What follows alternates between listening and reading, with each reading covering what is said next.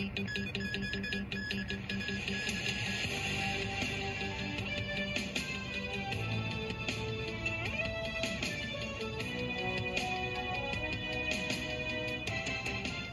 迎收睇晚間新聞，我係陳嘉欣。今日嘅主要新聞包括：首批嘅銀債有超過37萬人認購，最多獲派17手。內地黃金週超過139萬人次嘅內地旅客訪港，餐飲同埋零售都有增長。東涌東站工程用咗未經審批嘅螺絲同埋螺栓，港鐵話承建商已經跟進，經檢測物料亦都係符合要求。今年嘅諾貝爾化學獎由3個研究金屬有機框架嘅科學家獲得。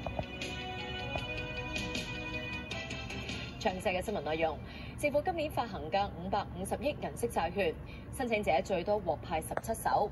如果持有3年至到期，全期收息大概係19000蚊。